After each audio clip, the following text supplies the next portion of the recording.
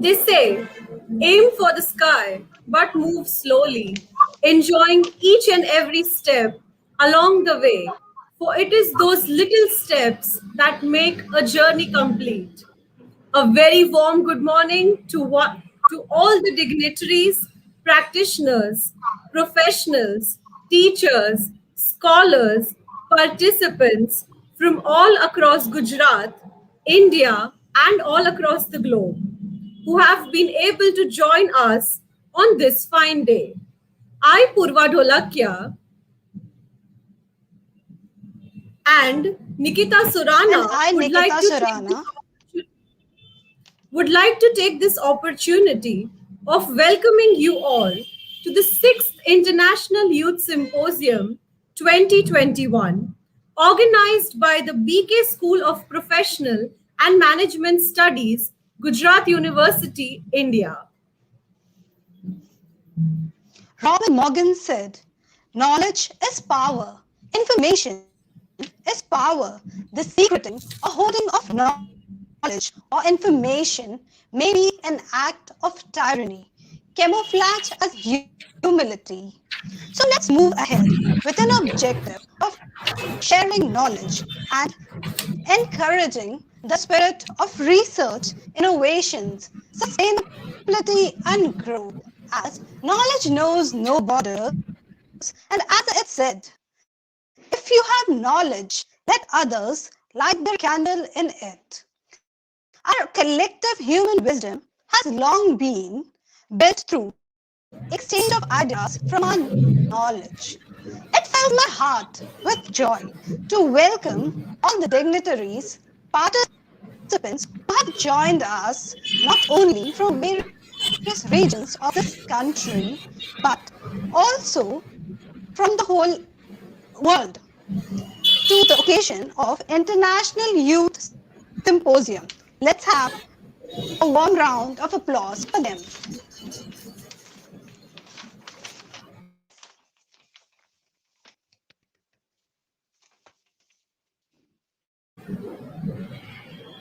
Let us begin this auspicious occasion with the words of someone who gave the youth and our nation wings of fire. Yes, I'm talking about none other than the former President of India and the pride of our nation, Dr. APJ Abdul Kalam. He said, my message, especially to the young people, is to have courage to think differently, courage to invent, to travel the unexplored path, courage to discover the impossible, and to conquer the problems and succeed. These are the great qualities that they must work towards. This is my message to the young people. These enlightening words shall remain with us forever. In this century, our biggest challenge is to take up an idea that seems abstract and to turn it into reality.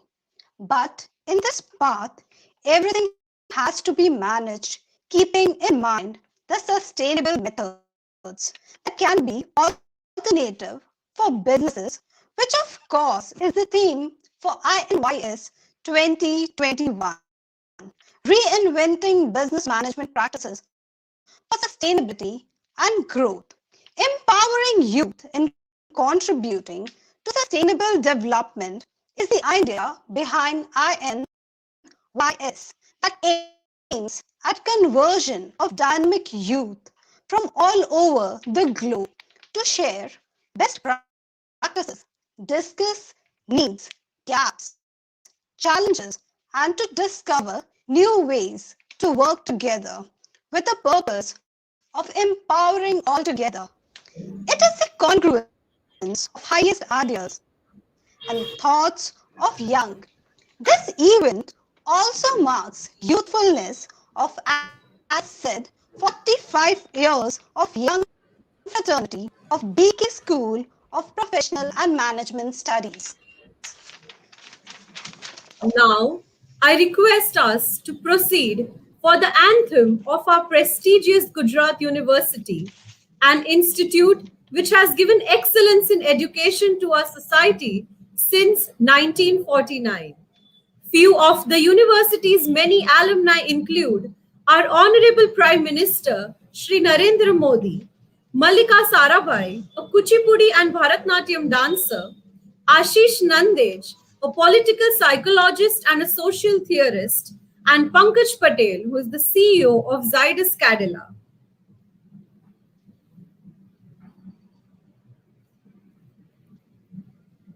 So here's the university song.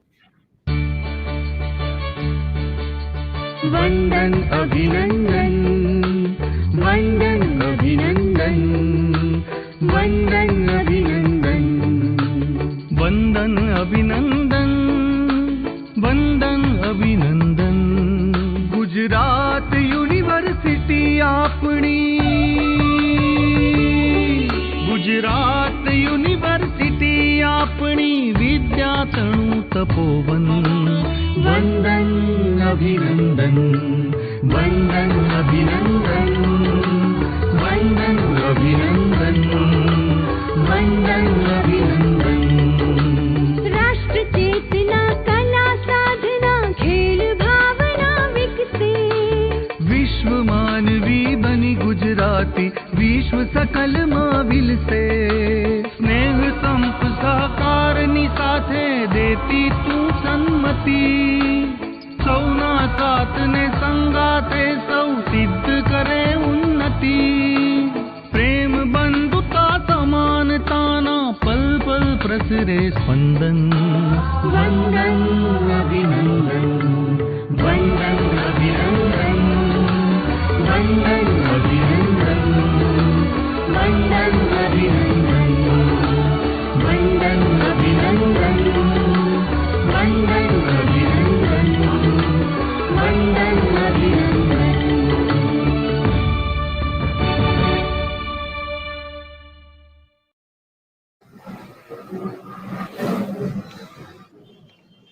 B.K. School of Professional and Management Studies, Department of Gujarat University, established in 1976, is one of the oldest and eminent B schools of Gujarat state. The school has been whetting human as well as intellectual skills of new breed of dynamic managers ever since. B.K. School has acquired a unique position in list of top B schools with its attributes like excellent curriculum, experienced faculties, industrial exposure, strong alumni network, academia industry interface. Here we present a video portraying life at our institute.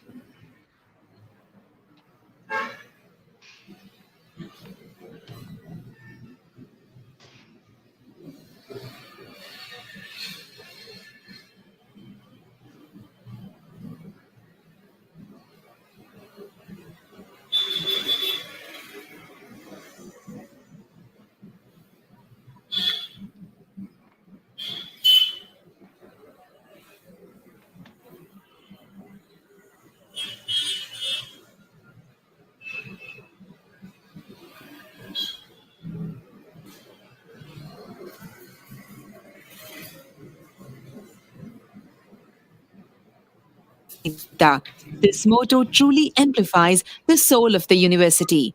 Shining like the crown of the vibrant state of Gujarat, Gujarat University has been following the path of excellence throughout its glorious journey in providing the best quality higher education.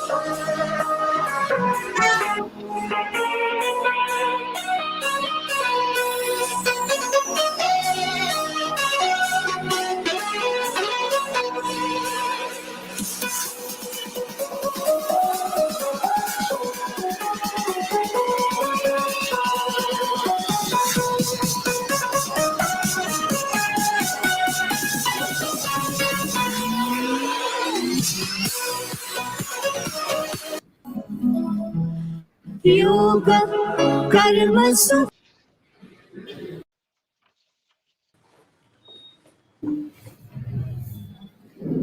Now, let us begin the INYS 2021 with the presence and blessings of the Lord Almighty. As we all know, that light is a symbol of brightness and prosperity. And with the same positivity, before we go ahead with the ceremony, let us invoke the energy by lighting of the lamp. We would like all of you to join us for the lighting of the lamp. Thank you.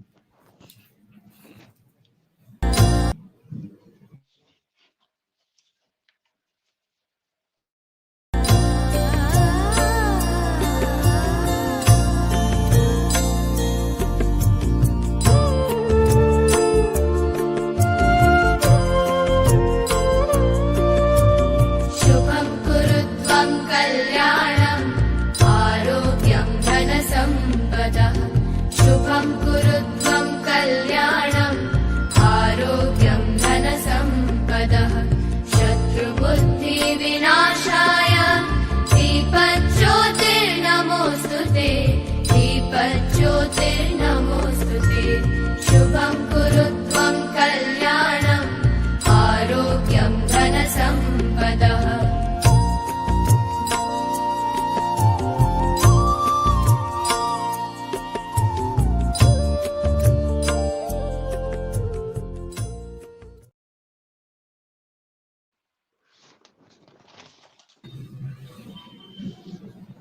Today, we are honored to have with us Mr. Yukin Mongso, advisor at Myanmar Institute of Strategic and International Studies and consultant Mandalay Green City Public Company Limited, Myanmar.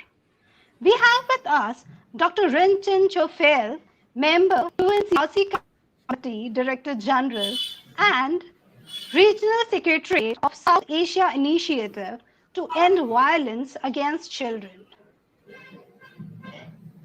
Today, we have the honor of having with us Dr. Puran Chandra Pandey, member of the Board of Trustee, United Nations World Food Program Trust. He is also a resident representative at the Climate Scoreboard, Milton, USA.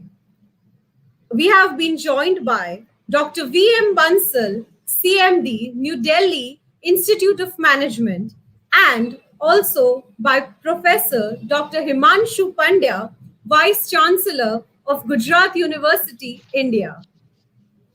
Today, we have with us Dr. Prateek Kanchan, Director, B.K.School of Professional and Management Studies, Gujarat University. We have with us Dr. Neelam Panchal, Associate Professor, B.K.School of Professional and Management Studies, Coordinator, Department of Public Policy and Governance. So now, I would like to request our Director, Sir, Dr. Prateek Kanchan, to welcome all the dignitaries and participants here with us. Sir, a heartfelt welcome to you. Dr. Prateek Kanchan has done his BSc in Mathematics, Physics, Chemistry, MA in Marketing, PhD in Advertising, specialization in Integrated Marketing Communications, International Marketing, Marketing Management, and Consumer Behavior. Dr. Kanchan has 2 years of industrial experience and 23 years of experience for teaching at PG level. Sir has also presented 31 papers at national and international conferences, many of them held at various institutes like IIM Kolkata, Kozhikode, and Indore, to name a few.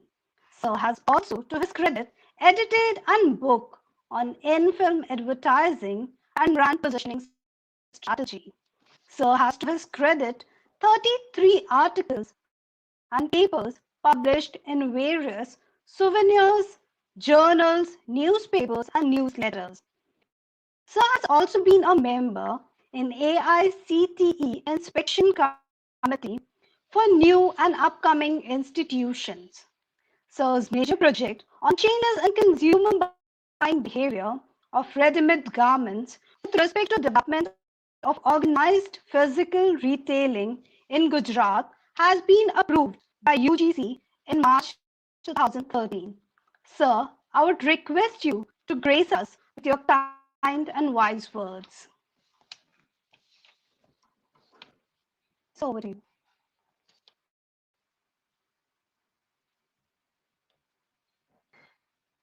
Faculty colleagues, including Dr. Neelam Panchal, administrative staff, other invited guests, and my dear students and research scholars.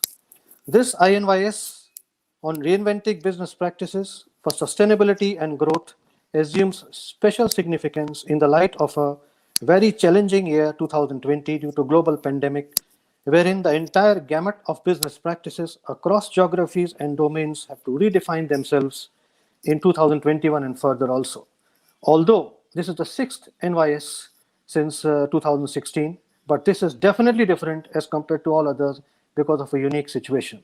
This event itself going completely online is an example to prove it. Our Honorable Vice Chancellor, Dr. Himanshu Pandya, has always been motivating us from time to time in organizing such events in spite of all uncertainties and unpredictabilities which keep on coming from time to time. In the direction of contributing towards research, development, knowledge creation, and knowledge sharing, INYS, along with other events at Gujarat University, B.K. School of Business Management, have proved noteworthy from time to time. I strongly feel that although this event will be in virtual mode, but it will contribute towards significant research development, research output, as well as knowledge sharing between academia, industry, as well as students and researchers. Although this is the sixth in line, but I'm sure it will continue to be like that and something concrete will come out. I, on behalf of my institution and on behalf of the university, extend a very heartfelt welcome to all the delegates over and above the invited speakers, session chairs, keynote speakers, and the student volunteers who have been contributing almost since last more than 2 months in spite of all the busy, tight, and pressing schedules, keeping in mind the corona pandemic, which has not yet got over. Once again, on behalf of all the stakeholders, I welcome one and all. Thank you, and I wish all the best to this event for today as well as for tomorrow. That's from my side. Thank you very much. Thank you so much, sir, for your wise and insightful words. And I'm sure you have supported us, and that's why today we are here. Now we welcome Dr. Neelam Panchal for briefing us about the International Youth Symposium. Ma'am, we welcome you. Dr. Neelam Panchal is an associate professor at B.K. School and in charge of the Department of Public Policy and Governance, B.K. School, Gujarat University. She is coordinating courses like MBA in Public Policy Management, in Business Economics and Public Finance, in Event Management, and PG Diploma in Public Finance and Economics under the umbrella of B.K. School of Professional and Management Studies, Gujarat University. She is also the coordinator of courses of Management Academy programs of B.K. School, like PG Diploma in Finance Management, in Training and Development, in Information Technology Management, and in Materials and Operations Management, running under and coordinator for various courses launched under Institute of Defence Studies and Research at the Gujarat University. Dr. Neelam has worked as a full-time faculty at the Institute of Management, Nirma University. She has completed teaching assignments with Management Development Institute, Murshidabad, Kolkata, Manipur University, Knowledge Consortium of Gujarat, Narmada College Campus, Bharuch, GNFC Bharuch, UGC HRDC, Hyderabad, Indus University, Parul University, Mata Vaishno Devi University, to name a few. During the course of her career, Ma'am has completed the Faculty Development Program in Management from the prestigious Indian Institute of Management, Ahmedabad. She has published more than 120 research articles and more than 20 books. She has developed course materials and cases for the postgraduate courses of MGN CRE, Government of India. She has developed 5 MOOCs and more than 130 e-content modules on various subjects of management, which is a part of the Swayam Prabha DTH channel devoted to telecasting of high-quality educational programs. Ma'am has been the convener of the youth symposiums every year since 2016 at the international level in the Gujarat University. Ma'am, please kindly grace us with your kind words. Thank you. Good morning. Good morning, everyone, and I welcome you all in this inaugural ceremony of the 6th International Youth Symposium on the theme Reinventing Business Management Practices for the Sustainability and Growth. Respected Professor Himanshu Pandya, Honorable Vice Chancellor of Gujarat University, Honorable Pro Vice Chancellor, Gujarat University, respected guests of honor, our keynote speaker, Dr. Puran Chandra Pandey, Member of the Board of Trustee, UN World Food Programme Trust, Resident Representative at Climate Scorecard, Milton, US. Respected Dr. Rinken Choppel, Member, UNCRC Committee, Director General,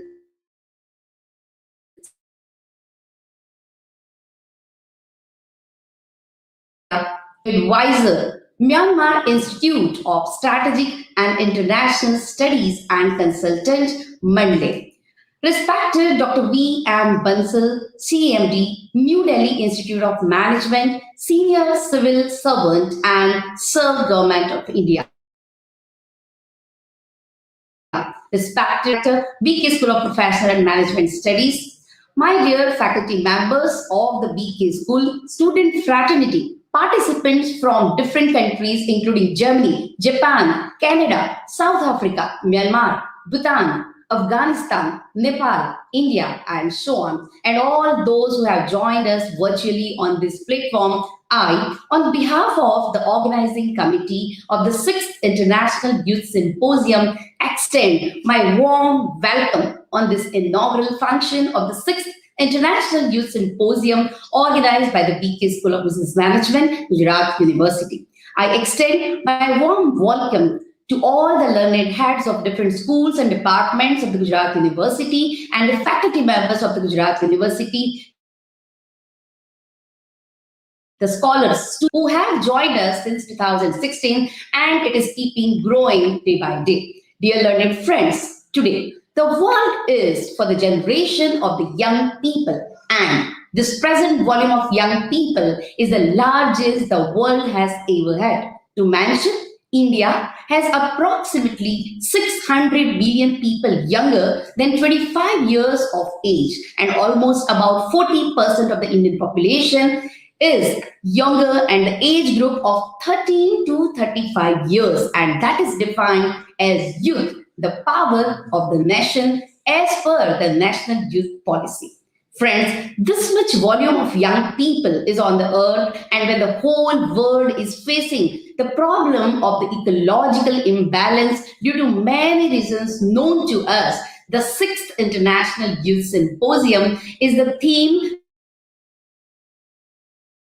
that is a noble, serious, and a productive dialogue among the youths, among the youth scholars, faculty members, practitioners, managers, entrepreneurs, the leaders, workers, and the NGOs, so that we can reinvent business management practices for the sustainability and growth. The output of this 2-day disclosure on the worldwide in terms of the achievement, roadblocks, and the way forward will enable us developing a framework for the responsible actions towards the long term. Friends, subsequent to the insights gained from the 5 International Youth Symposium and 1 Youth Symposium in collaboration with the International Youth Fellowship South Korea. We have organized this subsequently, and we have learned that the 2015 United Nations 2030 agenda on the 17 Sustainable Development Goals as a part of the Millennium Development Goals are emphasizing on the overall development of the world and the humanity toward the sustainability.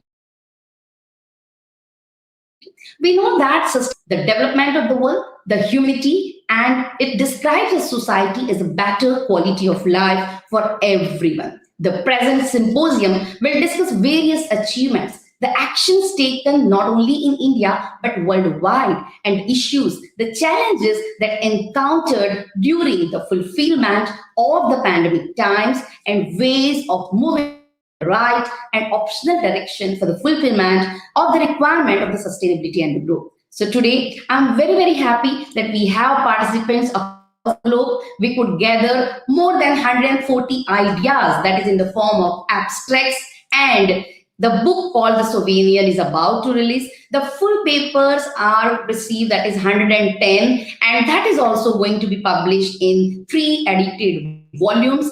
And we have also tied up with UGC Care listed journals. So best top 10 papers has been again published in that journal.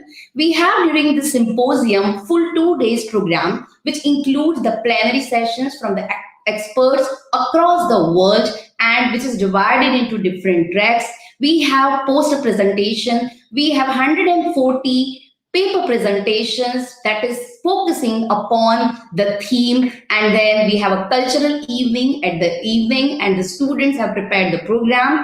Tomorrow on day 2, we have a round table discussion on the 17 sustainable development goals, and on each goal there will be one representative across the globe, and they are going to discuss on the achievements, roadblocks, and the way forward about the sustainable development goals. Importantly, I hope that this International Youth Symposium will provide a good platform to discuss the dialogue, the various issues and the challenges of the sustainable development goals, and roles and initiatives the younger population of the world can do for realizing it. I, once again, on behalf of the organizing committee, welcome all the learned, respected dignitaries, resource persons coming from various parts of the world, delegates from the 15 countries of the world, and in future also we seek your blessings and cooperation for organizing many more such symposiums ahead. Thank you so much and welcome you again. Thank you so much, ma'am, for this wonderful description. Definitely, this wouldn't have been possible without your coordination and support. Now, I would like to take this opportunity to welcome our keynote speaker, Dr. Puran Chandra Pandey. Thank you, sir, for being here today. We welcome you. Sir is a founding CEO of Dialogue of Civilization Research Institute, a Berlin, Germany-based international think tank, contributor to Springer Nature International's Global Encyclopedia on Sustainable Development Goals, and supplemental policy advisor to governments in China, Germany, India, Rwanda. Dr. Puran Chandra Pandey is currently serving as resident representative of Climate Scorecard, a US climate policy think tank. Previously, Sir has served in senior leadership positions at Nippon Dendro Spat, Bennett Coleman and Company at United Nations. Sir has also contributed launch of some of the biggest public service campaigns, including Teach India, earning the praise from Secretary General of United Nations. Sir's professional work on issues related to sustainability, circular design, sustainable development, climate change, and international treaties, environmental policies, multilateralism, international project collaboration, energy transition, private sector and development cooperation transcends geographies around and all across the world, stands widely quoted nationally, regionally, and internationally. Dr. Puran Chandra holds an MPhil degree in International Studies from Jawaharlal National University, New Delhi, and has been trained at Asian Productivity Organization, Japan, United Nations in New York, Swedish Institute, Stockholm and UNEP Institute on Environment for Sustainable Development, Shanghai. Sir, we are all ears for your motivating and kind words. So over to you. Am I audible? Yes, sir. Yes, sir. Okay.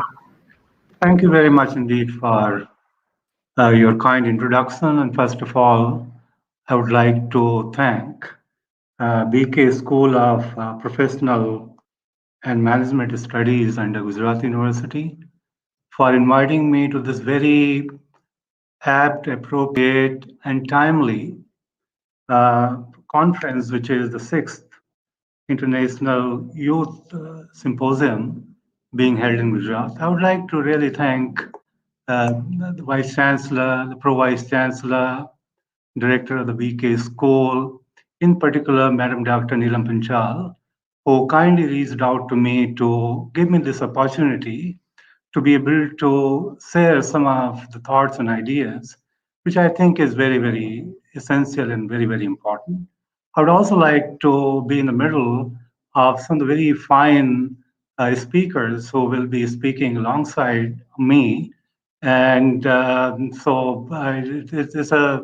an honor for me to be able to be here and have a chance to be able to share some of my thoughts. The very time that we are into, which is being ravaged and hit hard by COVID-19, is a very special time that we are in. And that has also changed very much, to a very large extent, the way we work, the way we behave, the way we have been trying to put our time together and be in a position to see a new normal. So we are no longer in a normal time. And this normal time is really going to take probably a lot of time before we go to pre-COVID level. So we have got to really understand and realize the very value of the time and the new normal that we have been put in by default. So we are into a default kind of a time situation, a time log, and we are going to be taking a lot of time before we really go back to normal after we have been able to build back better, build back fairer, and build back everything in a very, very sustainable way. Having said it, history is very, very important subject, and I have been a student of international studies, and history is a part of that.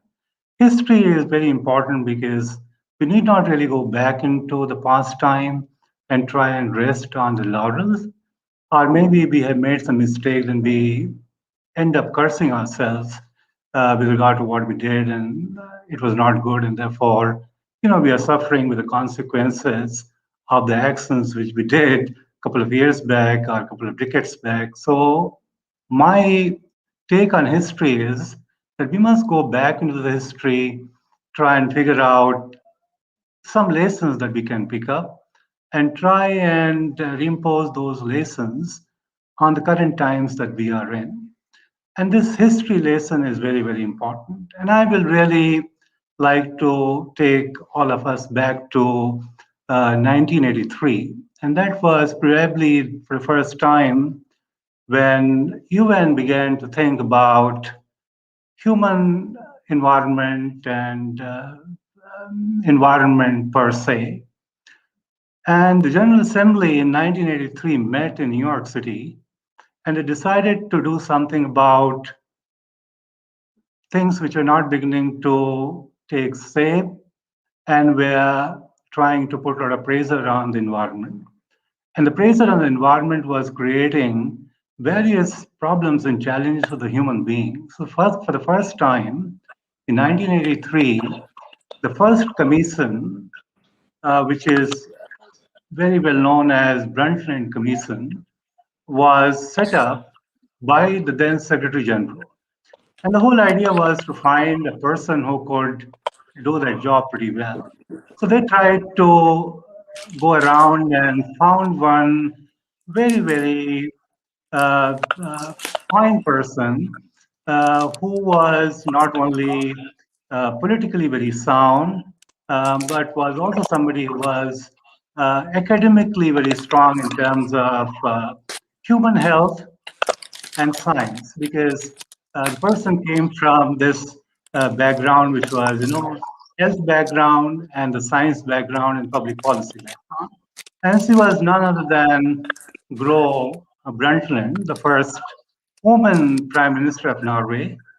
And she was given the job to come out with a report which would try and figure out what really lies in the future, both for environment and climate, and how will that environment and climate will more likely impact on the health of the people. So 1983 and 2020, I mean, you can travel back in time and you can see for yourself that we are back in time when some very reasonable people thought about how can disease and climate and environmental degradation could perhaps impact the very essence of the human well-being. So we are full circle, and we are battling the disease which is Corona 19. And this is what Gro Brundtland said in 1983. He came out with a report called Our Common Future.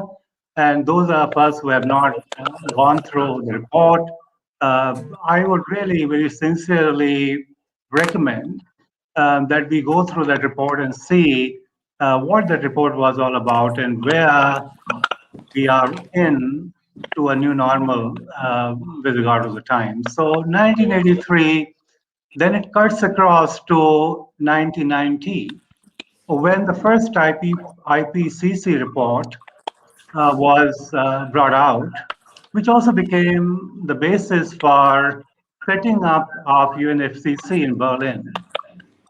And in Berlin, UNFCCC came, and we had the first COP in Berlin, which prepared the pathway for the Kyoto Protocol, which was COP3. And Kyoto Protocol, therefore, became the vehicle treaty, which now subsumes Paris Climate Agreement, which took place in 2015. So I would really like to come to 2015 from historical perspective and say that three major events happened in 2015. The first major event that happened in 2015 was Paris Climate Agreement, which is a legally binding treaty on countries to commit to keep the climate change to 2 degrees Celsius, but ideally 1.5 degrees Celsius compared to the pre-industrial level. The second thing which happened concurrently in 2015 was Sustainable Development Goals, which were brought out by the UN. And this was an improvement from Millennium Development Goal, which were undertaken by the UN, and they expired in 2015. So SDGs became the overriding vehicle around sustainability, human well-being, what institutions can do with regard to safeguarding climate environment, and therefore, by default, the human being and the overall well-being of the humans.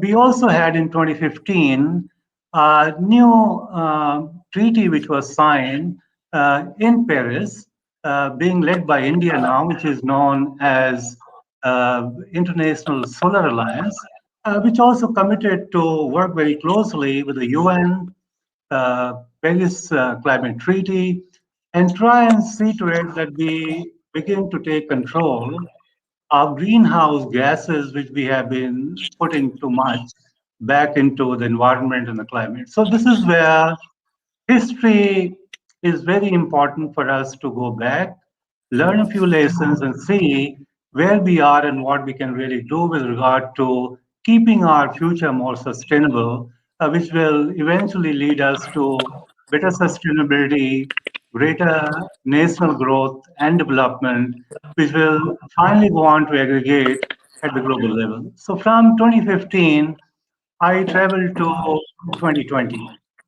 2020, as everybody knows and says and believes, we are into a very difficult scenario. And this scenario is a scenario which is going to take quite a few years before we really try and go back to pre-COVID levels. It has translated in several ways. Uh, our economies are down, our well-being is not in place. We are behaving in a new normal, like we are all meeting virtually. Otherwise, we would have been somewhere else meeting face to face with everybody. So, economy, human well-being, environment, of course, has been a little better because economy was not doing very well. So there is a very deep correlation between human health, climate, and economic well-being, which is economic growth and development. So what do we really do from here on? I mean, there are very few options, and these options are very hard. In life, sometimes we have one easy option, another little difficult. But this time that we are in, we do not have any easy options to exercise. All the options on the table are very hard. So whichever option that we are going to pick up is going to be a very hard option that we are going to take, live with it, and try and see that we can do as best a job as possible with regard to getting back to pre-COVID-19 levels. So now, if you also look at the current times where we are doing this conference, we're also having a big meeting going on in Davos, which is in Switzerland, where they aggregate and have many people from politics, academia, think tanks, consulting firms, businesses. They all come together and try and talk about the current, you know, uh, issues and challenges and what human beings need to be doing in order to prosper, flourish, and thrive.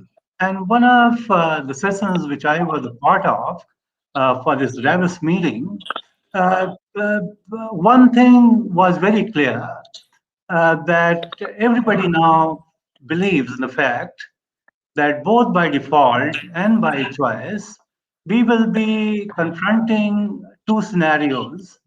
Scenario one is going to be, you know, the human health part, which is something which we are seeing in a very vivid way, which is COVID 19.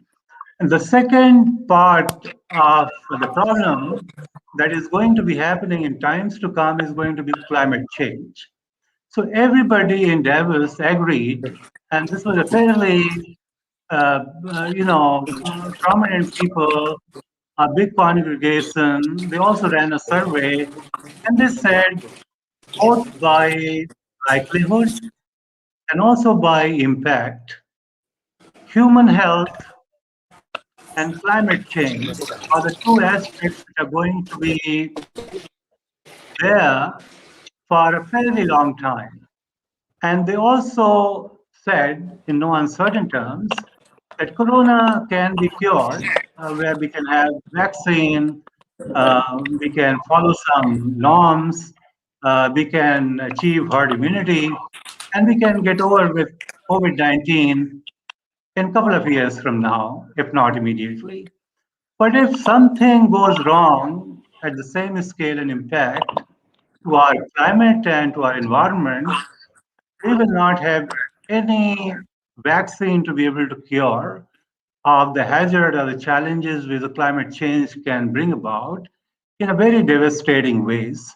And that is very clear and very visible, where we have more pollution, both air and otherwise. We have more CO2 in the environment. We are driving our cars, which is running on the fossil fuel, which means diesel and oil. And we are really living sometimes beyond our means, which means that we are spending more money and trying to see to it that we have a bigger car, we have a bigger home, we have, air conditioning in all our homes and every room of the home, and everything is really getting complicated in a way that is really slipping beyond the powers of the people to be able to put back, the green and the clean environment back into the nature. So, having said it, if these are the two major problems which everybody is saying is going to be hitting us pretty hard beyond COVID-19, then what really do we really need to do? And how can we really put our house in order whereby we create less damage to the environment and try and create or build an ecosystem whereby we put less emission into the environment, because that environment is very, very important, because we live in it, we sleep in it, we send our kids to the schools. So we are this part of very fragile ecosystem, and everybody is now saying, both by likelihood and also by impact, climate change and human disease are the two very big problems that are going to hit us or continue to hit us hard over a period of time. So what do we really do? There are only three things which we can consider doing. The one is that we have to really try and put some kind of a check and balance on our extravagance. And we don't really become bigger by having a bigger home. We don't really become richer by putting air conditioning in every room of our homes.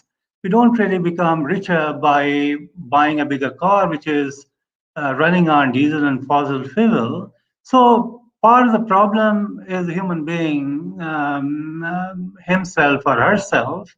So we really need to put some kind of a check and control on our behavior, on our conduct, and also how we spend our money and resources. This is something which is very, very important, and we will really need to put ourselves into a scenario whereby we revise our behavior and try and improve on our conduct, whereby we become more educated about the harm that we are causing to the immediate surrounding, which is air, water, waste, very, very important. So we have to really mend our ways in a way that we can put some check and control on our habits. So we will really have to consider this. The second part is going to be about the private sector, which is very, very important. And we cannot really achieve much on climate change and environment and sustainability unless our private sector begins to realize about what they've been doing with regard to their, production practices, processes, supply chains, and the use of technology. I mean, these things are very, very important. And if you really sit and put everything on a piece of paper, it's very simple mathematics. That if you were to really apply sustainable methods, processes, supply chains, technology, IT processes, you are only going to really earn quite a bit in the medium and long term. So you can perhaps figure out that you're spending more on improving on your processes and supply chains, but eventually you are not. I mean, the back of the envelope calculation would be that if you really put $1 in improving your supply chain and the processes of production today, over the next 5 to 7 years, you are really going to earn $7 simply because you improved the process and tried to become greener. So private sector has got to come on board, and they have got to remember that they are the part of the society within which they have been operating. So it is not CSR, it is not anything. It is basically about the responsible conduct of the private sector, where they need to really remember and recognize that if they really do not really take up the cause of bettering the environment within which they have been operating, they will very soon go out of the business. I mean, I'm telling it very loud and clear. So businesses in the private sector, they have got to really remember that they need to be responsible uh, in their production, which is very important. And therefore, if you really look at 17 goals of the SDG, goal number 12 is very clear, where it says that consumption and production both have to be responsible. And then goal number 13 is all about climate action. So SDG goals are not really haphazard. They have been thought through in a very thoughtful way. And therefore, we also need to go back to these goals and see to it what it says, what it means, and what can we really do to improve the situation, which means the human well-being, economic growth and development, and also the private sector participation into it. And then the final piece of the puzzle is going to be around the governments. Governments are very important, as are we and private sector and academic institutes.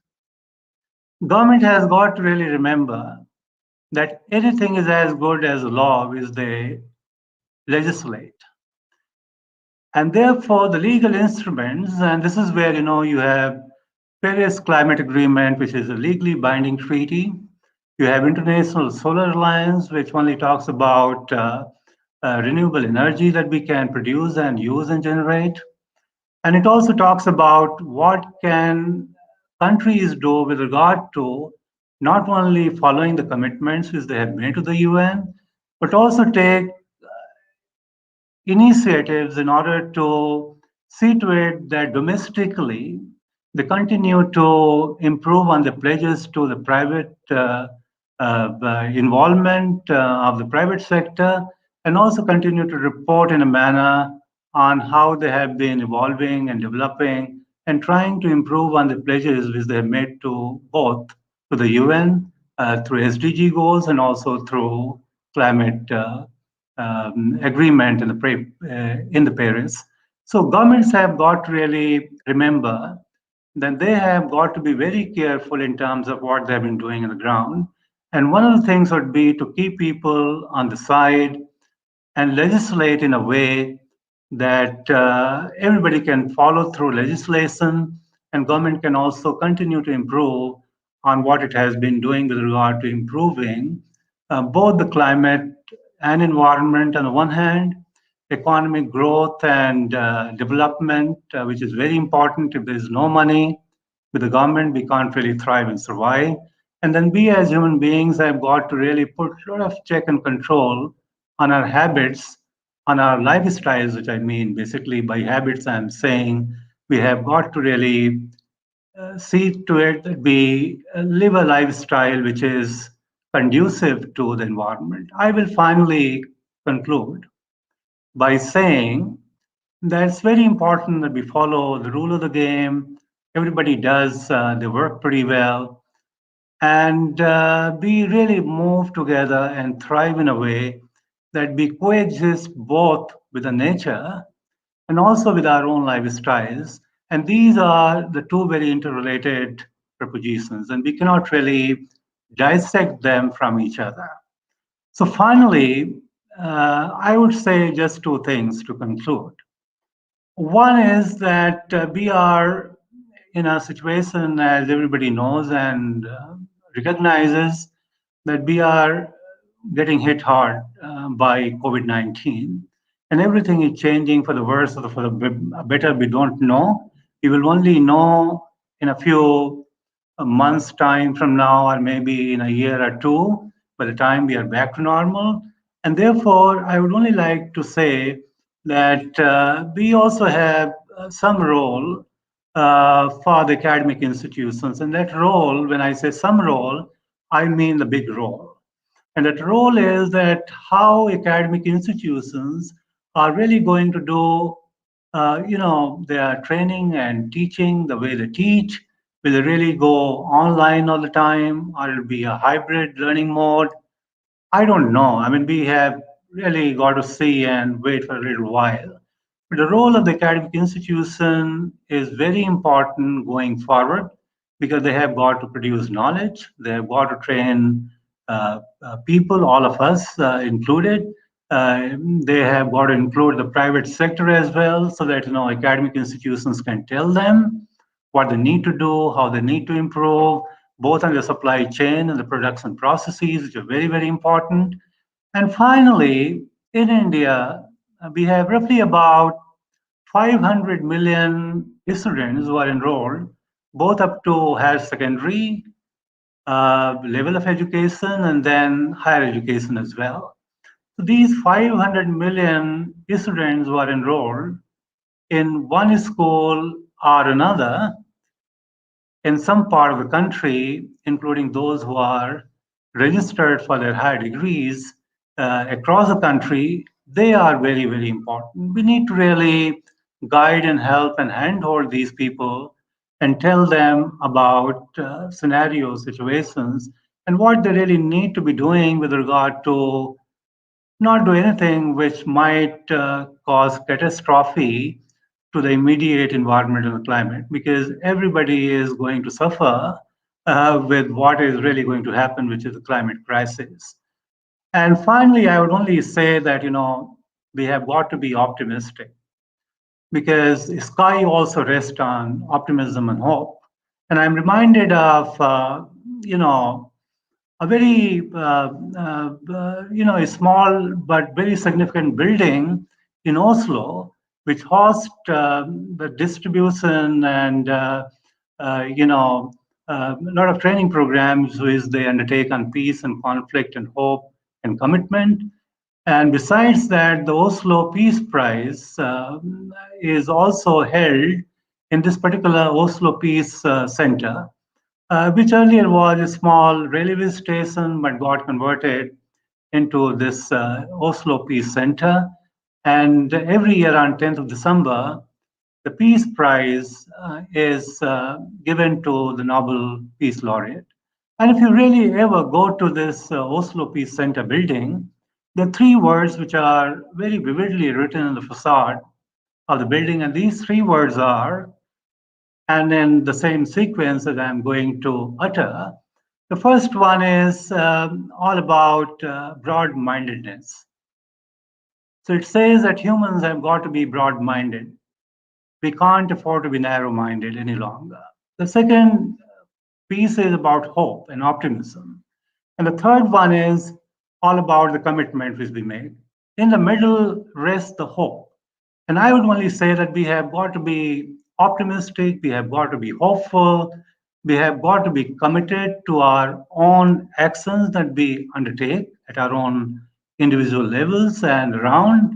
And finally, we have got to be large-hearted and broad-minded to see to it that we do not really do anything which can adversely impact the climate, can adversely impact all of us, and adversely impact everybody, including our growth, which is economic growth, development, and then the way we are going to really thrive, both on the wealth and also on the power, because wealth and power are again very interdependent. And India, being a country which is fast on the track to growth, 5 trillion economy, which I'm very sure will happen. But for that to happen, we will have to really take some very conscious decision of living very closely with the nature and see to it that we do not at any point in time undertake any activity which can cause enormous harm or cause challenges to the nature and the environment that we all closely live in. So I would really like to thank once again B.K.School and Gujarat University for inviting me to this very opportune and timely symposium, which really would really take us a long way as we build our future better and build a future better and fairer and in a sustainable way as well. So thank you once again, Madam Neelam Panchal, for being so kind, and you have been so nice, sending invitation and mail and everything. So I would really like to credit my availability and my being able to be here all due to you and all the follow-up which you have been doing so diligently. So thank you once again. And I look forward to coming to your school maybe in a time when we get back to a normal time. Thank you very much once again. Thank you so much, sir, for giving us insight on human health, economy, climate change, showing us the collaboration between. So we'll definitely try to follow the path guided by you. Now, I would like to inform everyone here that in totality, we have received around 150 abstracts and ideas on theme which has been published in so it's time to release a book of souvenir, release of Symposium souvenir. May I request the dignitaries to join hands in releasing souvenir virtually. In addition, we have received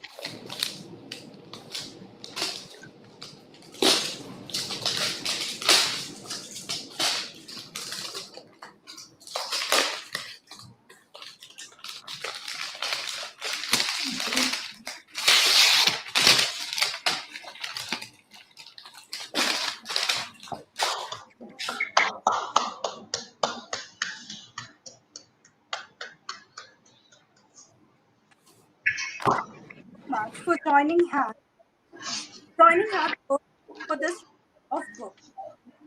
In addition, we have received nearly 100 full papers which has been published of Symposium, Business and Society in New India. Now I would request dignitaries to release the book.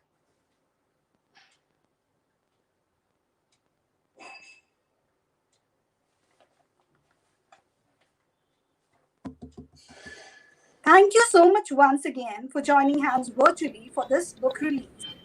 Now, I would request dignitaries to release second book on reinventing business strategies and function along with UGC care listed journal Symposium.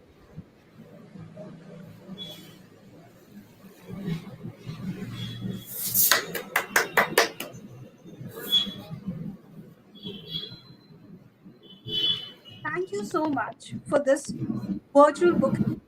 Now, I would like to take opportunity to welcome our Vice Chancellor, Sir, Professor Dr. Himanshu Pandya, to address the participants and dignitaries. A very warm welcome to you, sir. Professor Dr. Himanshu Pandya is Vice Chancellor, Gujarat University, and has been appointed as 17th Vice Chancellor of Gujarat University. Born on 8 November 1971, he started his academic career in 1995 as a lecturer. As a scientist, he is working on developmental methods for utilization of novel techniques in plant sciences, bioinformatics, forensic biology, and climate change impacts management.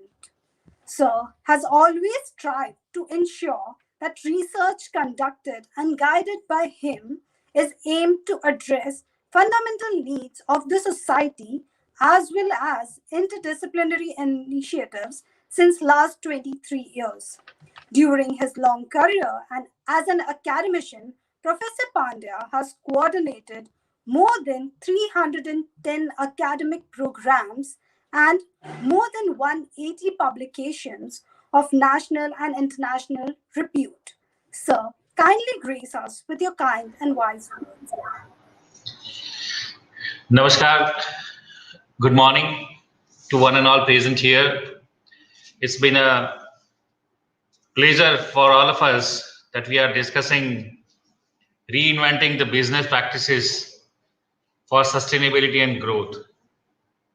I would endorse my previous speaker where he elaborated more on climate change, sustainable goals, and how we are going to achieve the growth index for development. Friends, when we say reinventing, first we need to understand the objective of reinvention. I tell you, in this pandemic, whatever references we have, whatever textbooks we have, whatever theories we are going to follow, it is questioned at large. We are not confident that what would be there in future. Mind well, this is not new to us. Just 2-3 years back, there was a swine flu.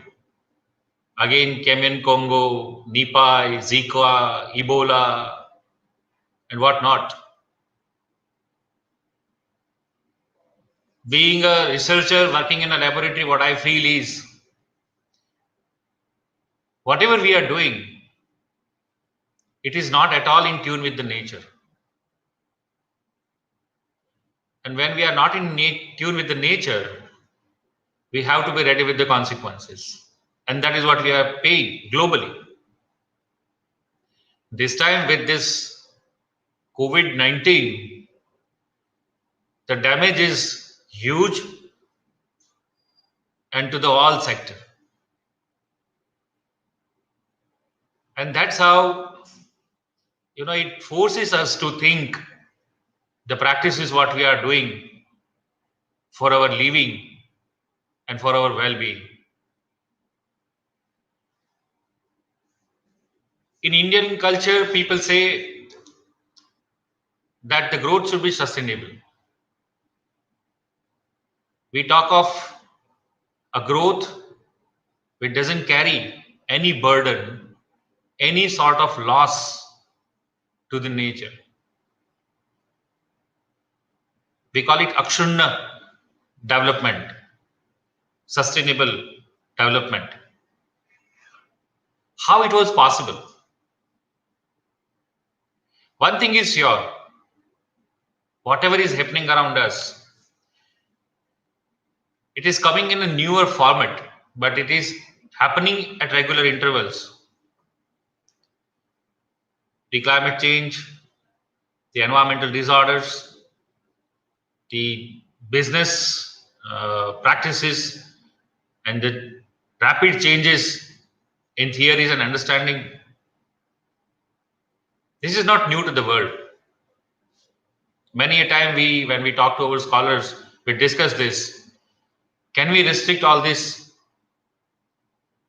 We strongly believe we cannot restrict any of this happening around us. What we can do is we can minimize the damage only. Friends, people say that education brings wisdom. And what is this wisdom? If you can understand the nature appropriately or in a way what we are supposed to. See, that is enough for everybody's need. But we cannot satisfy anybody's greed. So in that way, if we can understand the happenings around us, if we can visualize the future, and if we can tune it with the nature, we can restrict the damages only.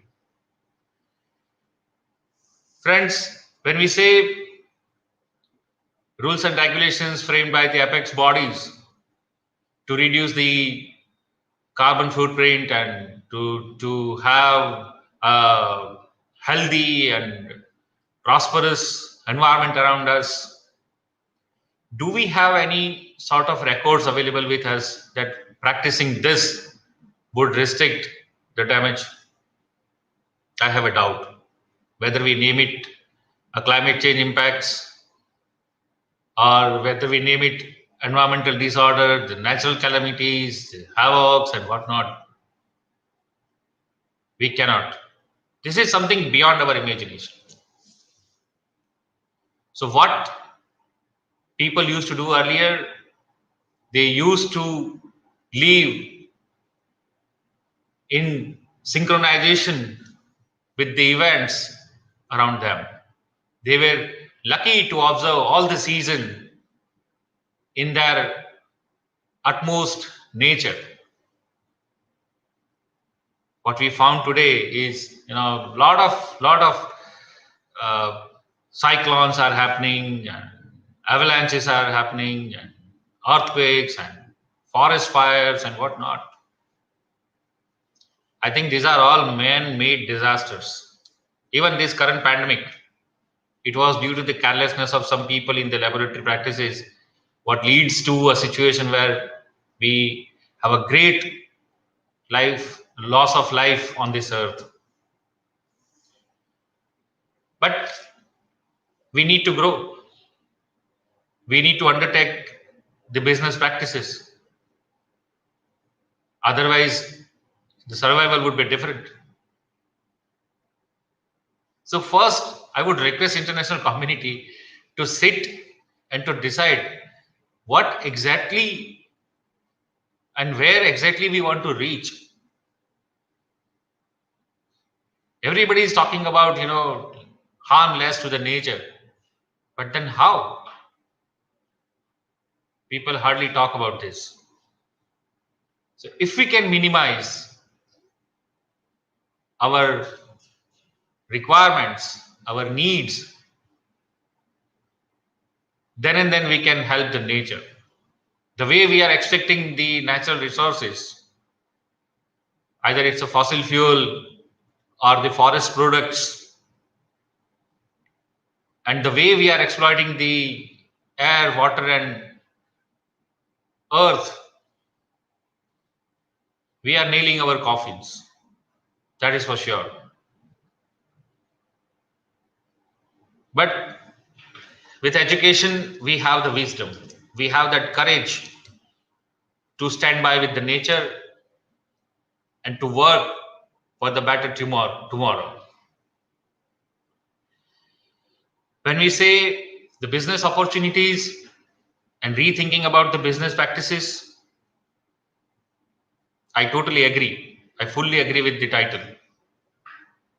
Because only with this current pandemic, we have changed all our habits of going to market, purchasing things, and looking at the events. I think this pandemic has led to so much of wisdom to the mankind. We have restricted our requirements.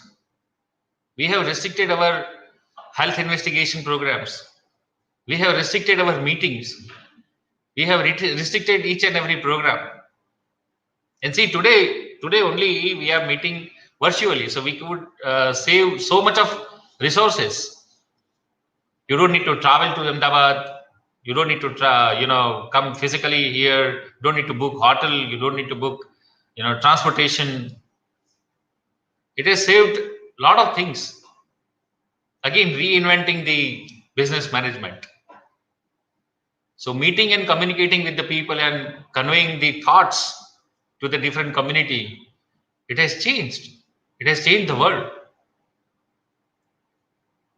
In a way, it has become more fruitful. That within no time you can communicate or convey what you want to say. So if you really want to think about the future business practices, we need to understand the temperament of the society and the market first. And I would say this is a very dynamic market. Now with this online facility and various platforms, a person sitting in the tribal area somewhere in the forest is able to sell their products to the city man somewhere sitting in the New York or Tokyo. This is the beauty of online marketing and platforms. So you come up with new ideas, evolve with the current practices, and present it to the world. People will accept it. With a lot of unicorns around us, the business practices are changing rapidly, and it is leading to something new, what your references in textbooks are not referring at all. We need to write a new chapter to sort of practices. And I would request all you youngsters, those who are attending this webinar, that if you really want to lead the world with your own thoughts and practices, you need to, offer something substantial, something very unique, which is widely accepted by the community at large. This is the 6th webinar in a series by INYS. I congratulate B.K.School of Business Management, especially Dr. Neelam Panchal, for all these commanding efforts she is making every year, and she is bringing all the international community and experts to the Gujarat University campus. Of course, this time it is virtual. I congratulate and thank all the participants, those who have participated in this wonderful event, where we are talking of future and futuristic approaches to lead the world and to fill the gaps in between the past and present scenario of business management. Thank you very much for calling me here. Wish you all the good luck, all the very best.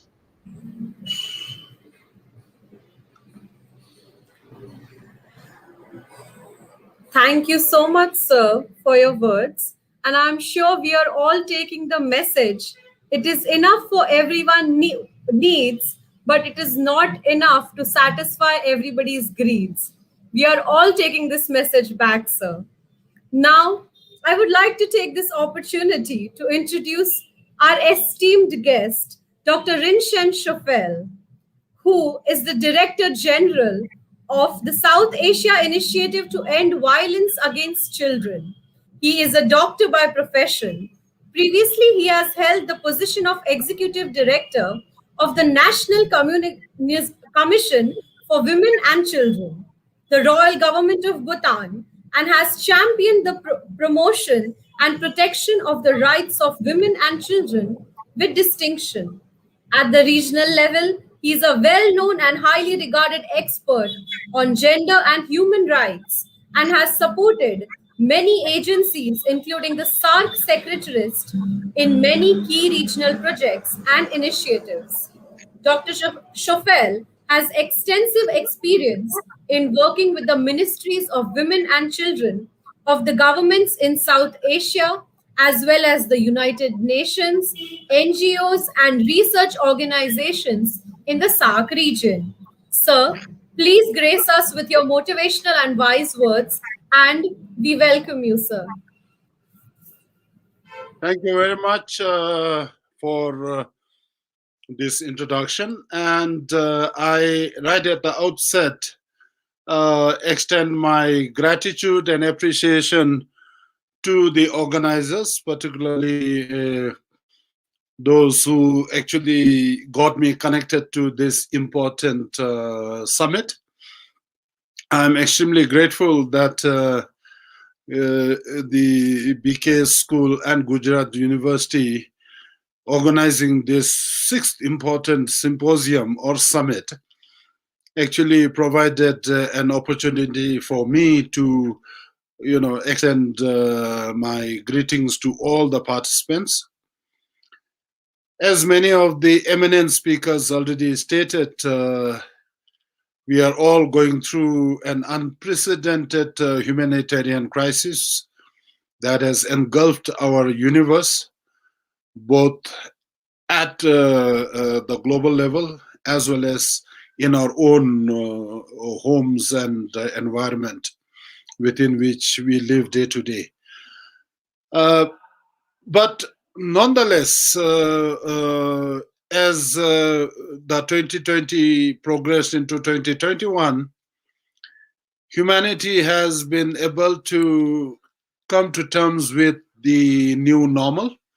And as the Honorable Vice Chancellor said, it also presents opportunities for us to find a new way of, moving our lives forward. And sometimes indirectly, and as a side benefit, working in the interest of either substantive resource saving in terms of creating a breathing space for the environment, and also trying to see the opportunity of creating wider dimensions of our existence by creating new opportunities.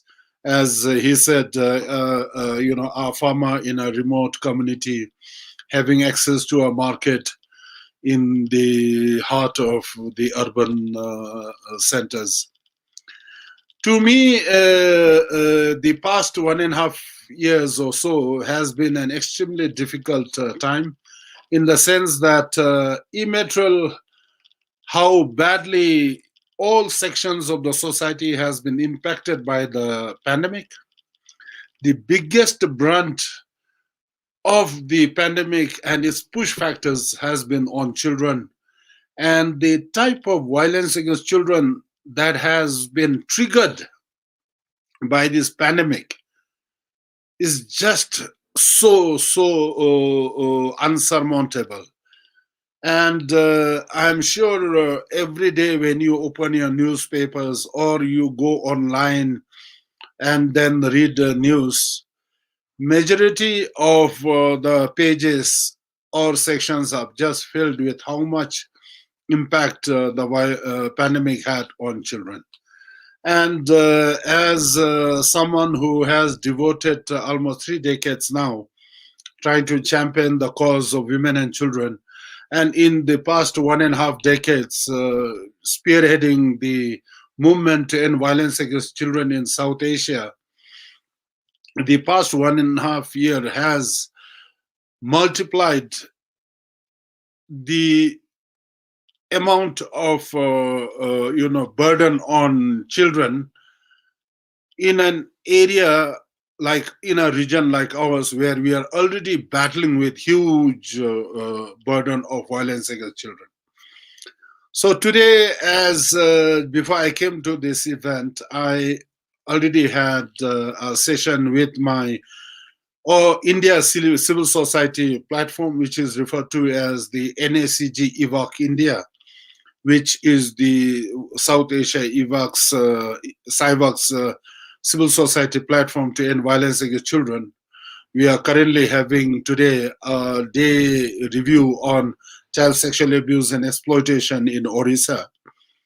And we are trying to understand how in this new normal are we going to take forward the challenges of addressing the need to create safer spaces for children, not just within the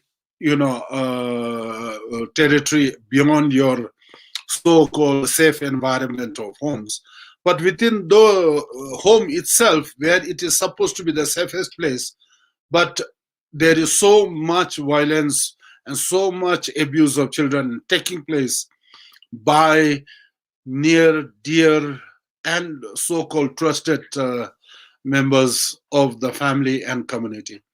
So today, as you have this important youth summit,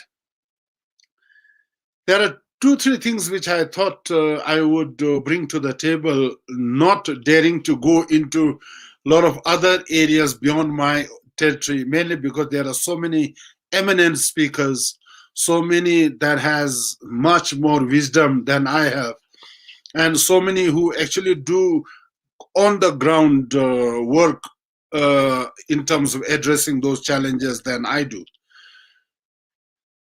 What I personally feel, having had significant opportunity for discourse across sectors, across different dimensions of service delivery entities in 2020, the need now to ensure that there is significant effort to create convergence and partnerships in terms of different institutional entities that provide services for children and young people seems to be the call of the day.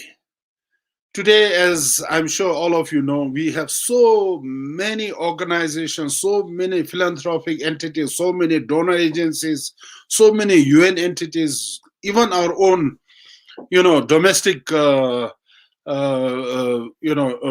organizations. Everyone, there's so much mushrooming of that at the end of the day, more effort is paid to coordinate rather than to deliver services. So from that point of view, I think the need is to now create convergence and partnerships and see how strategically we can join hands, share in the learning, share in the effort to address issues and challenges on the ground. So that is one. Number two, it is important now to draw attention to grassroots action, grassroots responses, and to ensure that communities are empowered, community organizations are empowered, and community members are being provided the necessary skills, capacity, resources to ensure that they are able to take care of their own environment and take care of their own safety and security issues and help build a more proactive and responsive community to help each other. Third, that I'm now strongly advocating for, both at national, at the regional and global level, is that we need to now ensure that we target young people and we need to target them in a way that they are entrusted with the capacity to come together, create networks, and be able to help each other in terms of, strengthening their peer networks and support groups so that they can take care of themselves, both as important entities of a community and society, but also contribute meaningfully, whether it is in terms of addressing issues of the community, whether it is issues related to meaningful participation in the politics of the environment or the society they live in, or to ensure that they become a surveillance mechanism, monitor or yardstick to ensure that whether it is violence against children, whether it is violence against young people, whether it is issues that are not working on the ground, whether there are issues related to adequate support that is required to be given so that communities are able to cope up with any other disasters, particularly now in the current situation with the pandemic. So if we are able to use young people and children more meaningfully, then I think we will be able to create a ground which can then support a larger national agenda of a more responsive governments or state institutions that can react positively with their own people. At the end of the day, the COVID pandemic has taught us two things. One is that no matter what happens, you still need to live your life day in and day out.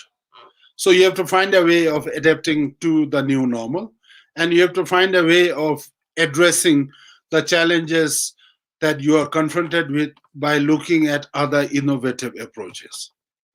And that includes, trying to look at not just standard structured mechanisms of the past, but looking at opportunities such as the wide range of opportunities for marketing domestic products to meet urban demands within this COVID response limitations and restrictions. But more importantly, I think humanity needs to find a newer meaning in terms of our spirituality. It's only peace that can bring everybody together and guide us and help us to adapt to such enormous humanitarian crisis. by being, able to convince ourselves that you are part of a larger entity. What you do affects everyone, and you have a responsibility to contribute to a healthy, happier, and peaceful society and community, and that you have a responsibility to extend your help to your neighbor or to your community and society, so that we are able to generate a community that is built on love, affection, and care, and not on, differences of, you know everything that politics or, other elements that are not constructive can, create among us. So basically, for me, I think involving young people and children as not just pillars for humanity as we move forward, but as the important advocates for peace, which is fundamental for human existence. I think we need to also address spirituality aspects with young people and children, and guide them in terms of, volunteerism, guide them in terms of promoting unity and harmony, and also to be able to reach out to those who are not very fortunate, so that we create better goodwill, and also create a society that is more harmonious and happy. I believe youth are the best advocates for that, because it is their world, it is their future that they have to construct and build. And they can only do that on love and affection and care, not so much on all the things that we hear and see in this day and age. The pandemic has killed more people than the two world wars, and it doesn't have to be that way.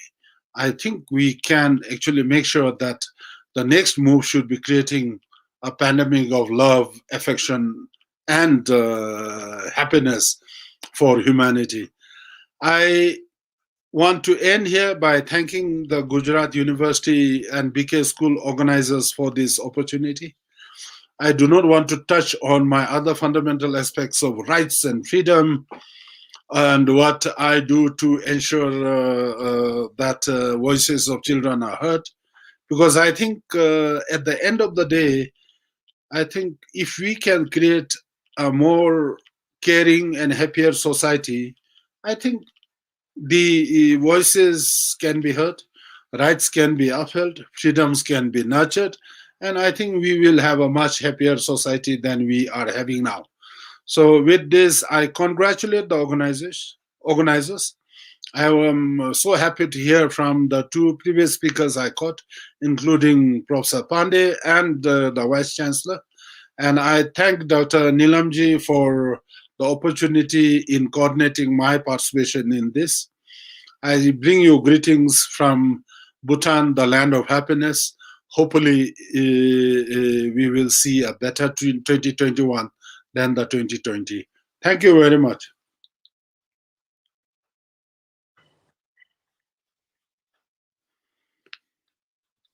Definitely. Thank you so much, sir, for giving us an insight into your concern. Promise to thrive together for a better and peaceful tomorrow. Now, I would like to request our guest of honor, Mr. Yu Ken Mong So. Thank you, sir, for being a part of this ceremony. We welcome you, sir. Mr. Kin Mong So is analyst and researcher at Mandalay Green City Public Corporation Limited, Myanmar. Mr. Kin is consultant cum lecturer for a number of private and public organizations for their rationalization and capacity building to prepare for the China's Belt and Road Initiative or One Belt One Road Initiative in Mandalay and Myanmar at large. So, used to be a national consultant with AOB and ODI for projects in Mandalay. His previous professions enable him to acquire international corporate culture and best workplaces practice. So, was a cost controller with international hotel managements, including Accor in France, Sakura Group in Japan, Sedona Hotel International in Singapore. Sir is currently a secretary of Political Science Alumni Association, University of Mandalay. Sir is also a founding secretary of MBA Alumni Association with University of Delhi. Sir has been listed as one of the founding members of Myanmar China One Belt One Road Entrepreneurs Development Association, which is the result of second China Asian Entrepreneurs Forum under the theme of jointly progressing on innovation driven ground and embracing new economic era in Asia. And Sir is dedicated to lifelong studies of Chindia, that is, rise of China and India for Myanmar's future. Sir, we are all ears for your kind and motivating words. So, Thank you, MC, for your generous introduction. Good morning, ladies, gentlemen, and great students. Thank you, Director Dr. Pratik Kanchan and faculty member of B.K.School of Professional and Management Study, Gujarat University. I really appreciate Dr. Neelan Pancha, BK SPMS Coordinator, Department of Public Policy and Governance, conveners for your collective and impressive initiative for today's 6th International Youth Symposium. I am really honored to be invited as a chief guest at this very auspicious inauguration function, which is aimed to promote young talented Indian. Youth is the most important and dynamic segment of the population in any country. No doubt, the BKSPMS has real power and influence because Director Dr. Pratik Kanchan and the faculty member really empower the talented youngster who are being trained to become future leader of India and beyond. Dear great students, you must know that people don't have real power unless they really empower others. I am very delighted to have this opportunity to make a short address. Let me start by congratulating what BKS has achieved so far since 1976. Like many informed people from different parts of the world, I am very much aware that India has been advancing unprecedentedly since it introduced Loot East policy in 1990s, now ADI policy. Change is always constant and inevitable. Therefore, reinventing is a must for the ability to exist all the time. In the 21st century, good practices in economic, politics, and ethics are extremely important for sustainability and growth. The theme of the symposium, Reinventing Business Management Practice for Sustainability and Growth, is very timely and relevant. Sustainable development requires sustainable democracy and peace. Capacity building and knowledge sharing are becoming a good practice in this closely integrated world. Humbly, I visited India very extensively. I have been the incredible India for more than 20 times, 20. I have been engaging with different Indian friends from different walks of life, including student, diplomat, academician, think tank, business entrepreneurs, and commoners. Thanks to my fruitful interaction with Indian friends, I learned many valuable things from them and get inspired by the Asian Indian concept of Basuhaibar Kutumbakam. You know that means the entire world is one family. Action speak louder than word. A human world which has more than 7.8 billion people is full of conspiracy, controversy, and conflict. But good things happen every day because of good individual, good organization, good institution, and good nation.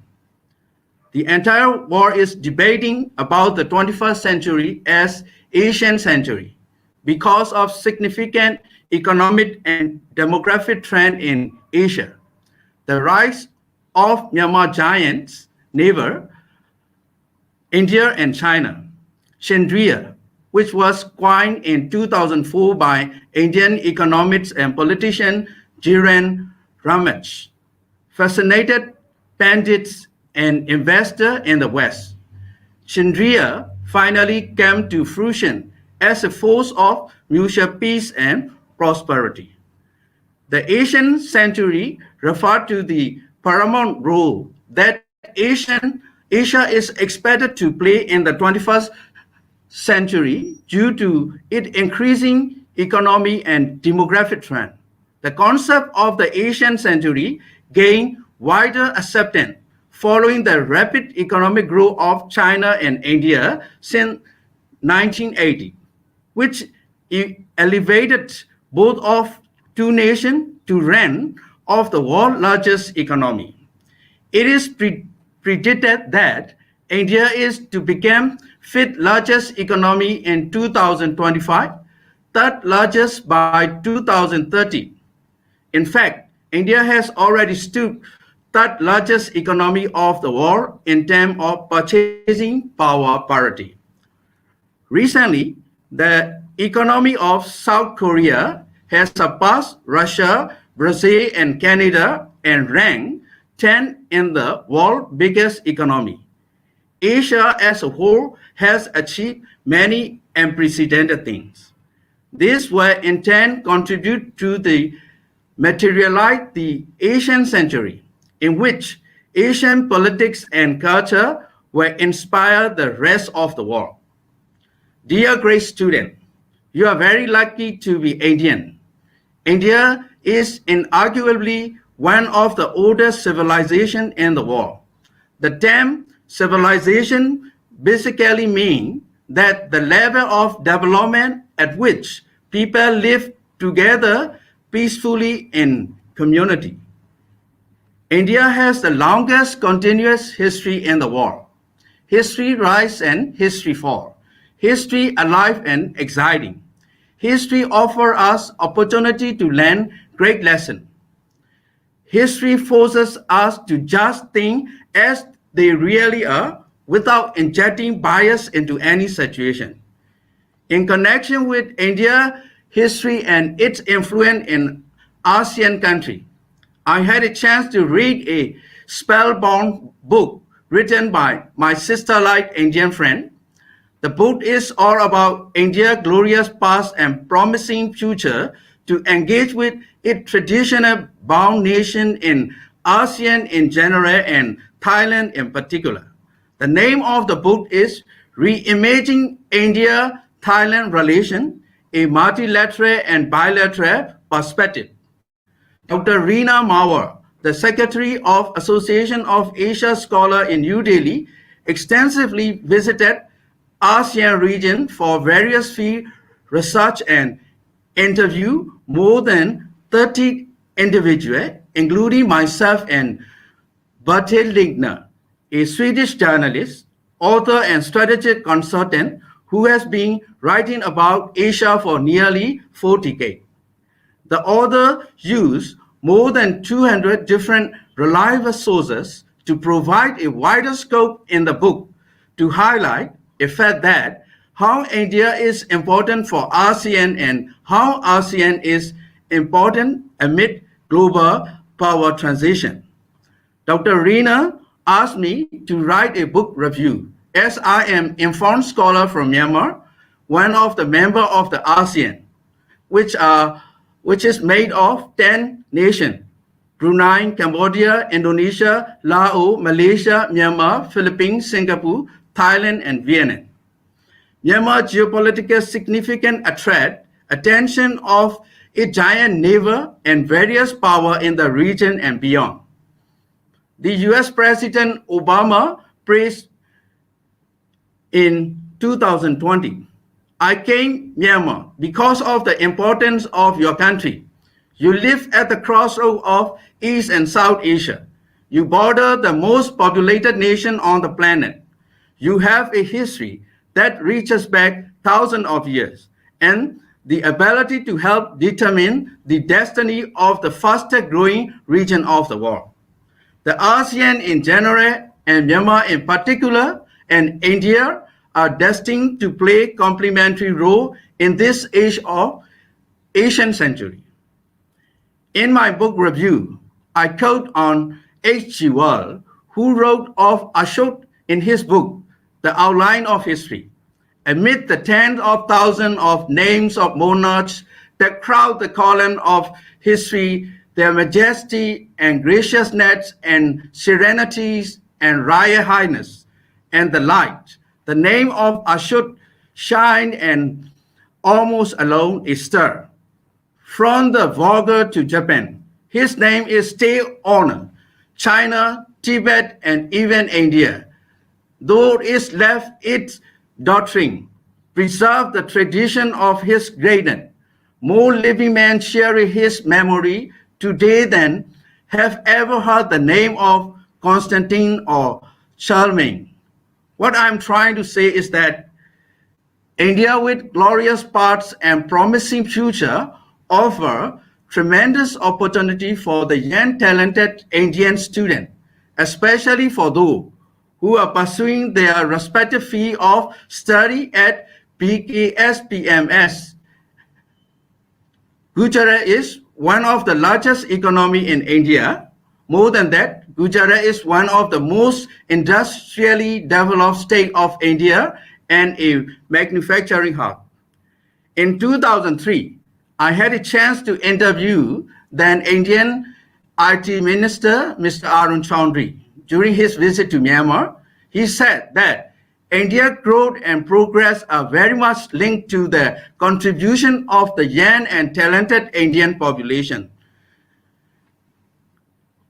Every student of management study know what is meaning of the best way to predict the future is to create it, inspired by Peter Drucker, the father of modern management.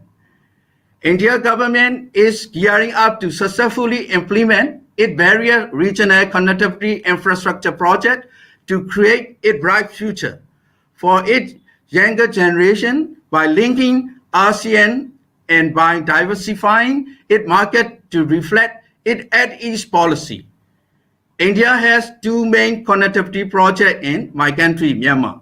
First, Kaladan Multimodal Transport Project, which is a US 500 million project connecting the eastern Indian seaport of Kolkata with Sitwe seaport in Rakhine State in Myanmar by sea. In Myanmar, it will then link Sitwe seaport to Palawa in Chin State via the Kaladan River boat route, and then from Palawa by road to Mizoram State in Northeast India. Four Northeast Indian states share border with Myanmar. They are Arunachal Pradesh, Nagaland, Manipur, and Mizoram. Myanmar and India share more than 1,600 kilometer long border. Second, India-Myanmar-Thailand Trilateral Highway Project. It is a more than 1,360 kilo long highway under construction to open Northeast India, collectively known as eight sister state, to be India gateway to the ASEAN, one of the fastest growing regions of the world and centrality of Asia trade and commerce, as well as Indo-Pacific or Asian Pacific strategy. As the fastest growing economy today, India is home to fifth of world youth. Half of its population of 1.3 billion is below the age of 25, and a quarter is below the age of 14. India's young population is its most valuable asset and most pressing challenge. To make a long story short, various international reports reveal that India is heavily investing human capital development. India introduced new national education policy 2020. The good news is that I very often communicate with Indian professor Dr. Kiran Hazarika, a member of University Grant Commission. He made a call to me on 4th January this year. This is very regular day for Myanmar, when we were celebrating 73rd anniversary of Myanmar independence. And he congratulated on Myanmar independence. We had a long conversation and exchanged view on Myanmar-India relation, prospect of India project in Myanmar, and challenges and opportunity amid COVID-19 pandemic, the global power transition, and the reorganization of global supply chain. In conclusion, the first Prime Minister of India, Mr. Jawaharlal Nehru, said, as in the past, so in the future, the people of India will stand shoulder to shoulder with the people of Myanmar, and whether we have to share good fortune or ill fortune, we shall share it together. This is a great and solemn day, not only for Myanmar, but for India and for the whole of Asia. Dear great student of BKS PMS, I have message for you. You are the future leader of India and beyond. Be true and just. Love and cherish your parents and teachers. Love your neighbor as yourself and your country more than yourself. You have a bright future to empower others both at home and abroad. Thank you very much for your attention. Thank you so much, sir, for your encouraging and empowering words. And we loved the way you told us that people don't have the real power unless they empower others. Now, we would like to introduce Dr. V.M. Bansal, who is the chairman and CEO of New Delhi Institute of Management, New Delhi, heading the NDIM board, which comprises of 2 Padma Vibhushan and 1 Padma Bhushan awardees, 6 former chief secretaries, Government of India, Chief Election Commissioner of India, former Supreme Court judge, and internationally decorated retired Air Chief Marshal and Army General since August 2010, working with the mission to provide highest quality of management education with continuous corporate connect and international exposure to the MBA students of India at affordable cost as a payback to the society and improving upon the governance and management of education systems in India. Sir, we welcome you. Thank you so very much. I'm really grateful and honored to get this invite, first of all, and grateful that you people accommodated me because I was caught up into a couple of other engagements which I could not help. Being chairperson of the Education Committee of the PhD Chamber of Commerce and Industry, and the budget coming tomorrow and the economic survey today. So one has been just caught up into those things, but I'm extremely grateful to the school and to the university and to all of you for inviting me and accommodating me. Thank you very, very much. And I've been listening to the great words of wisdom since morning, and I must say it is a great honor to listen to friends from our own country and friends from our extremely warm, friendly nations. We've been talking about peace, we've been talking about working together, we've been appreciating India's role and India's support and India's ethos and India's heritage and culture. Thank you very much, everybody. I would only like to come directly to the topic given for the day, that is reinventing business management practices, obviously for sustainability and growth. Friends, all of us are always, first of all, looking for growth, and then obviously looking for sustainable growth. Be it any business, be it any public sector, be it any private sector, be it your own parents, one is looking for better times and one is looking for sustaining those better times. And for doing that, one always keeps looking for and exploring what needs to be done. And that is what needs to be done is that is what we are calling is reinventing.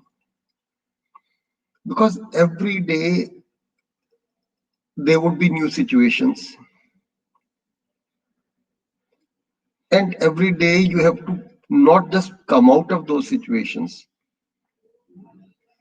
you have to also improve yourself or your practices for growing further.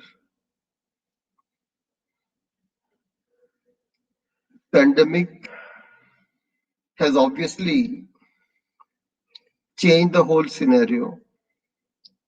Pandemic has put all of us, the entire world, into a big tizzy. You see the most developed countries of the world, the most secure countries of the world are feeling not just pain, but very, very big pain. So for them, immediate question is of sustainability. Obviously, they cannot be looking for growth at this moment. They have to sustain themselves. And for sustaining, they're looking for best of the practices. They may be survival practices. They may be practices for sustaining their businesses, their economy. So those are the questions, those are challenges, and especially speaking to the students. This year should open your minds to new situations that can always occur during your lifetimes. I would say it's wrong, of course, on my part to say, but I would say you are the lucky ones who are witnessing a pandemic at such young age. It is again extremely unfortunate, but that has come. So that should prepare you, strengthen your resolve to come out of these situations. If the life is always rosy, if the life is always comfortable, you will never know how to fight back. You will never know how to come out of those situations. You will just collapse. So tough times teach a lot. It is the tough times you come to know about your own strengths. It's a tough times you come to know about the strength that the society gives you, that the nation gives you, that colleague nations or friendly nations give you. So you just have to keep your eyes open, I would say, for the students. Just keep your eyes open as to how different or most difficult situations are being handled by your city administration, by your state administration, by the nation's leadership, and by international leadership. This is the best time for you to study those best practices, how they are doing. Every night you should think into 100 problems that the pandemic is being there creating for each one of you. And 1 day, 2 days, and 20 days thereafter, you should see how that problem has been handled. You must have heard the Prime Minister speaking at Davos last evening and telling the whole world that according to the predictions which the whole world bodies had given in April, May, June 2020, that India is going to be the worst hit country by the pandemic, and more than 25 to 30 crore Indians would be hit by the pandemic.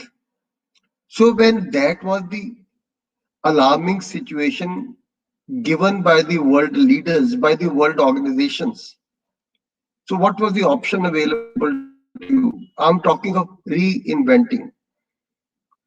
If that had happened, had we taken those things that we cannot do anything because the world bodies have told us this way, 18-20% of us would have perished by now. Our businesses, our economies would have totally collapsed. India would have become a lost country. So what happened? You have to reinvent, you may call it management practices or business practices, or you may say leadership characteristics and leadership qualities. Leadership had to take the challenge. Leadership had to say that I will not let it happen. Leadership had to come out that I am going to save my country. And a challenge that I am going to be the best performing country in the pandemic. So this is an example in front of all of you. This is an example in front of all of us. This is an example in front of the entire world. More the challenges, more the difficulties, there has to be bigger resolve that you can stand out. India has shown to the world that we can be the best or we are the best. So how has India shown? It is only because we run into a trouble, because the whole world told that we are going to collapse. That is a given opportunity to tell the world that no, we will survive, we will grow, we will sustain, and we would prove to the world that we are number one. So my only, I would say, not a word of wisdom, but I can tell each of the student and all the people from the academia that when we were young, we used to study that there is always room at the top. And this quote always made me at that time think a lot, and question a lot as to how can there be room at the top. There cannot be any room at the top. Because at the top there will be only 1, 2, 3, 10 people. And the whole world is wanting to go there. So how can there be room at the top? Now you have seen it. The answer is in front of you. Entire Europe has collapsed. USA has collapsed.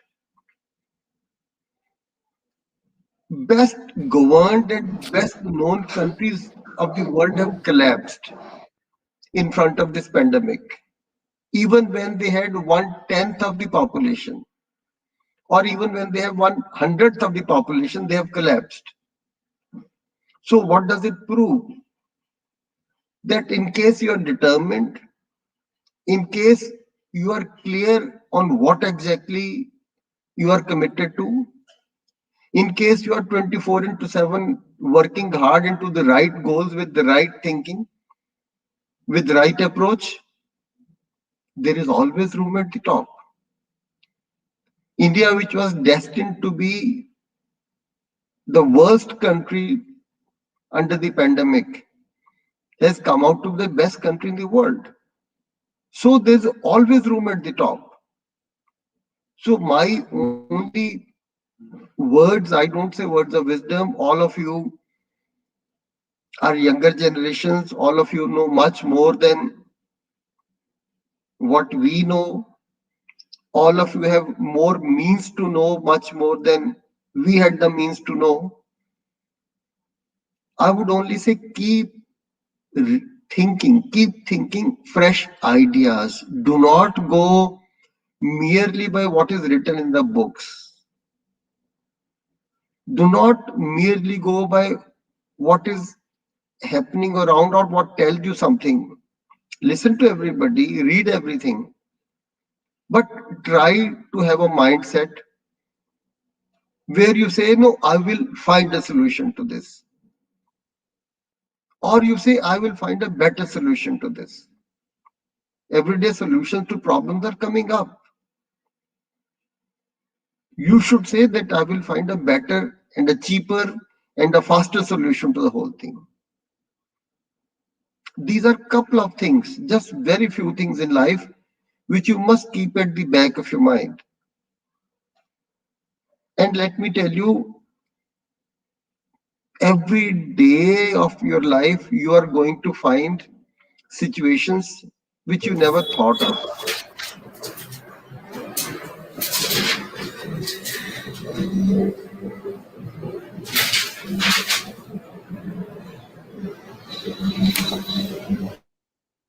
Every day in life, you will feel totally lost. And that is the day you can come out in the most flying colors. I'll just share one or two examples, and then, of course, so many great speakers, so many stalwarts from the entire world are here, so I'll not take more of time.